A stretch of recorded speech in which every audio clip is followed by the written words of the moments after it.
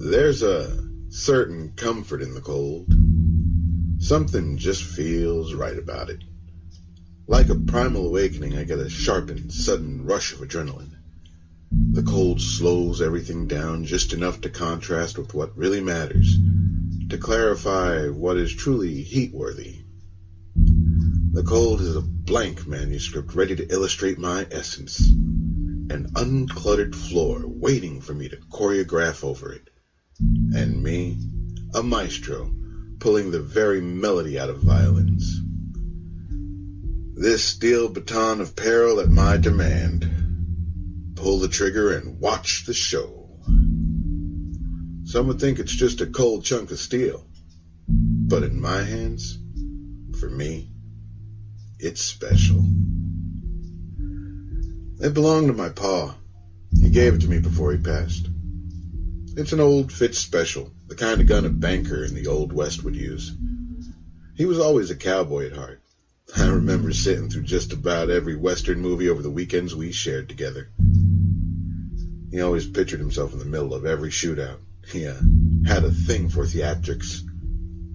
My pa never rode a horse a day in his life, but he always had his gun. Might as well have worn the cowboy hat and sheriff badge, too. My pa was one of a kind. One of the best. A shiver shoots up my arm, and it makes my shoulder twitch, snapping me out of my delusional state. I don't know if it's the cold autumn air rolling in, or if it's tonight's plans that have me on edge. Either way, as far as my tentative plans go, this gun would surely be enough. But I don't like the feel of it. Besides, I doubt Paul would approve of me using his gun like that. Still, I have to figure something out. Tonight must end with a bang. I tuck Pa's gun back in my drawer and lock it away. I stand in front of my dresser with only my shadow keeping me company. A hulking but hollowed silhouette. I stare at my reflection in the mirror and alternate focus between each eye. In my periphery, I see my jaw muscles twitching from the stress and anticipation, my nose flaring with each breath, and I swear I can see hot air lifting off me with each arrhythmic heartbeat. I need to cool down. My mind is so preoccupied. I regret that I let myself become so worked up over this. Thinking about my pa. Thinking about tonight. Thinking about her. Yes, her. It's all just so much thinking. I could think myself to death trying to find inspiration. I need to be calm. Forget inspiration. Let go of the stress. Too many mistakes can happen. Habits are more dependable. And as they say, we are our habits. Well, evidently, my habits need me to be a little colder. The sound of children running outside causes my gaze to drift. I glance out to the street below. By their cheers and screams, it would be easy to guess what day it is. They run by in their masks. A skeleton kicks up leaves as a scarecrow chases a headless mummy. It looks like mischief is abundant in this cold autumn air. I run my comb through my hair, looking back into the mirror above the dresser. I try to swallow the anxiety away. There's an unexpected knock at the bedroom door. A little voice beckons to me. It's my son, Tommy. I gave him my pa's name. He doesn't remind me much of Pa, but it's hard to make those type of assessments when they're babies. I open the door and see him standing there. His eyes stare at mine through some amalgamation of a zombie mask with a poofy clown wig. It looks like he fell into a costume pile and came out twisted. That looks awful. And then an idea sparks in my mind. A funny and deathly idea. A grimace begins to grow on my face. So awfully wonderful. I lay my hand heavily on his shoulder. The idea is still formulating in my head. I see him blankly staring at me. I smile to him. Maybe this night will be a success after all. I swear, if he had bluer eyes and darker hair, he could be my clone. His hair folds the same way as mine and everything. He's leaner than I ever was. And the darkness around his eyes is missing. He's still young, I suppose. Life hasn't beaten him down just yet. He's still optimistic. Always sees the funny side of an ugly situation. I lean closer, and I whisper in his ear. He smiles with excited delight and scampers away. He may look like me, but he's his mother's child. They're both so good at hiding secrets. Sometimes I suspect that she birthed him as a secret to herself. An impartial proctor to test my manliness. Through whatever alchemy took place, she took my essence, melded it in her cauldron, stirred it in her bewitched ingredients, and made a twisted and mangled version of me in her own image. It was all just too ironic. My pride in this life is this mutated version of myself, but I loathe myself. That wasn't his fault, but still, it will be her undoing. I stand back up and catch a long look of thought and deliberation in the mirror before a sickly sweet smell crawls through the open door, interrupting my focus. She has been preparing for our guest all day.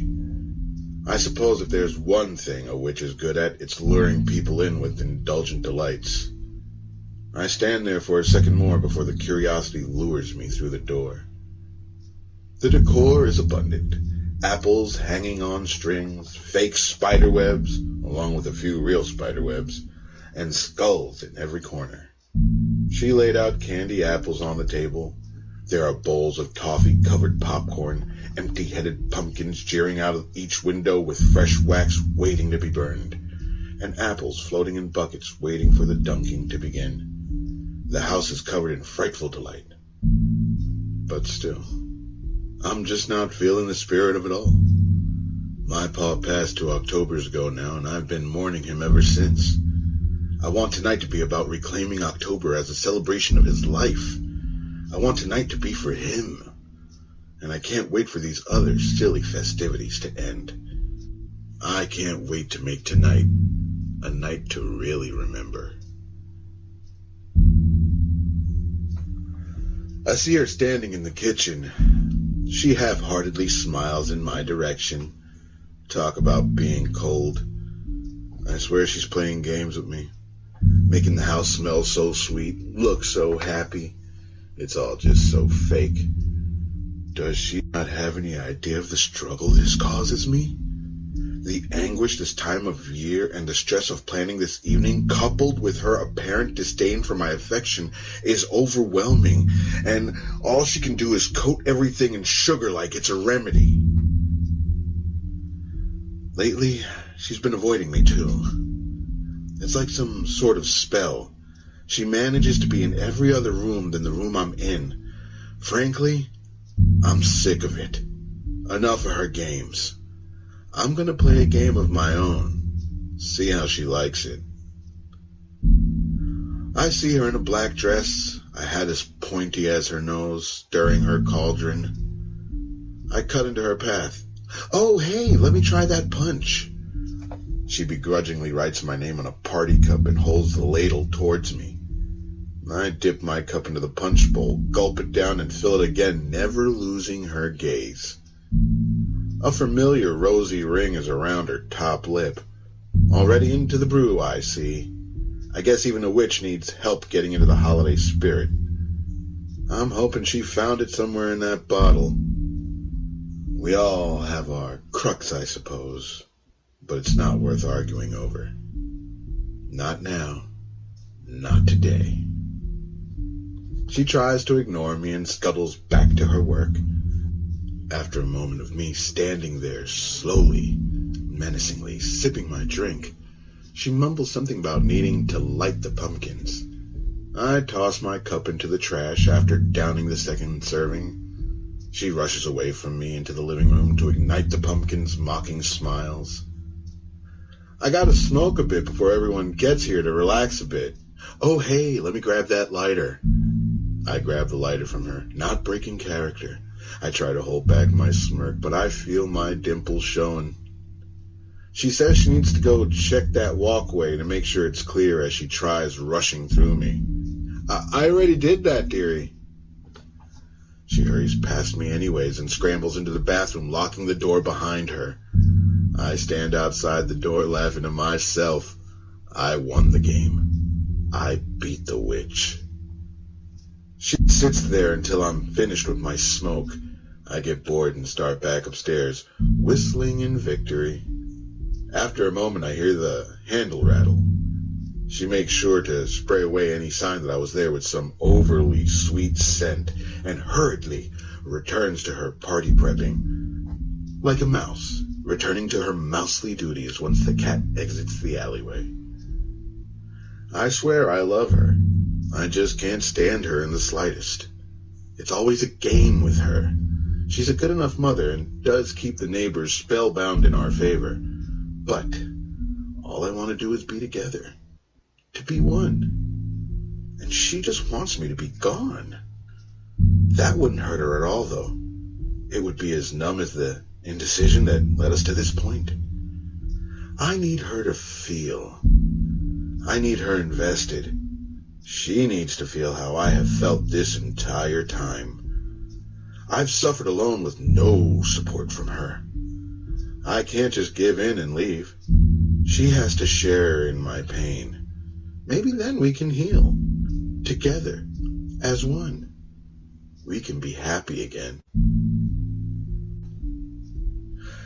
This bow tie is tighter than I remember. The buttons on my suit are a bit snugger than they used to be, too. An overstuffed secret agent is still cool, I guess.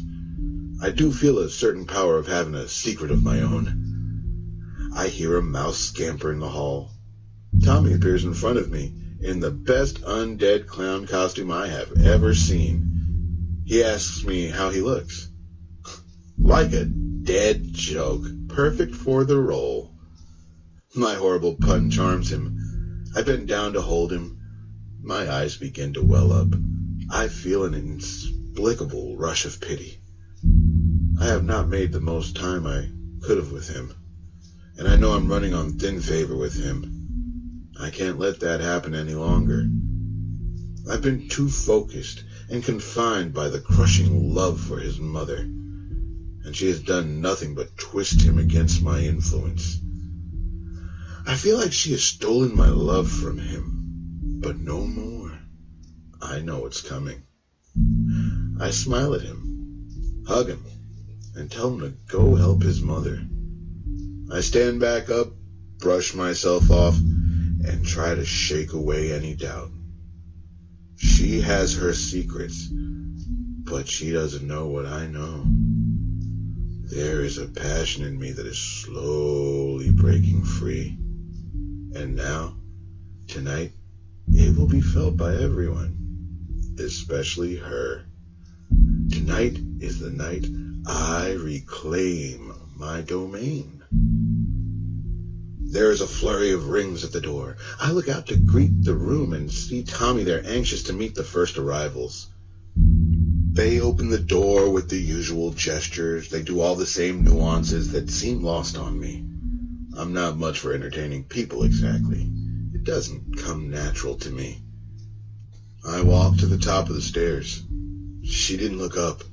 She probably wouldn't notice me if she did. The children cheer and wave as I come down. I wave back, eager to get through this charade. Soon enough, the party will be over. With efficiency, I took the party right out of her hands. I led the kids through musical chairs, pinned the tail on the black cat, a horror-themed telephone game, and every other horrible game she conjured up. I let them destroy every sweet concoction she set up for them. They will probably get ill from the amount of sugar I enticed them to eat. I did everything to get to this point, without hesitation. It feels like my moment is nearing. I am the ringmaster of this evening, and the kids are surely riled up. I think the time is now. The time is here. It's time for the finale. Time to tell my secret. Darkness is closing in. Say, who's ready for a real fright? I flick the lights off. Now the only light that comes is from the faces of the pumpkins and the flashlight in my hand. I laugh and whisper as I tiptoe to the basement door. Follow me into the zombie pit. The parents chuckle, the kids squeal, she sighs with agitation. Never one to indulge. I hold a flashlight at the top of the stairs, ushering them down. The children enter one by one into the darkness. My light doesn't help much. The children still run into the undead-themed props I placed in the staircase. Each time they let out a scream, I hiss and shout at them, urging them to keep moving. This is terrifyingly splendid. The parents continue to chuckle and enter after the children. I have to coax some. The rest go in willingly with some nervous laughter. Well, except her. She went, but only begrudgingly so. She has no idea of the secret I have planned. Perhaps she should move with some urgency. Tommy and I stand at the top. He wanted to see it all, to be last. He smiles up at me with his undead clown face. I see a hint of darkness showing up in his eyes. Maybe he is like me. Maybe Paul would have been proud. Well, shall we? He nods. I grab his hand and lead him down the stairs with the flashlight in front. Together, as one, into the cold, dark basement. I enter the room. Everybody is nervously waiting.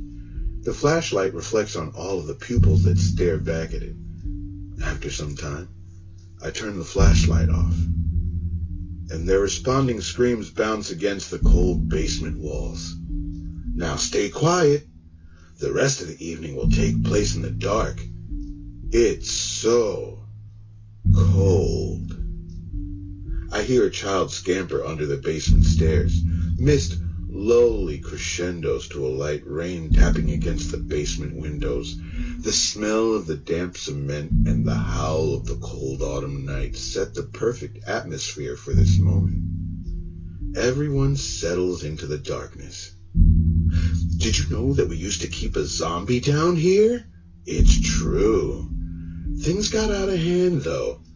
We had to end his residency. The zombie's dead now, the kids gasped.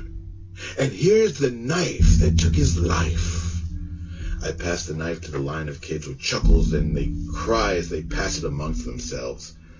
From me to the end, to her, the knife makes its way. I guess she wanted to be as far from me as possible. No surprise there. He meant us harm. And here is his arm. Some little brat pipes up claiming that he knows it's all fake. Hush! Don't spoil the fun. It took a lot of cuts, but here's his guts. The items are being passed around like hot potatoes. The children are all too eager to be frightened. The zombie was cut apart, and this is her heart. From hand to hand, scream after scream, the items pass around.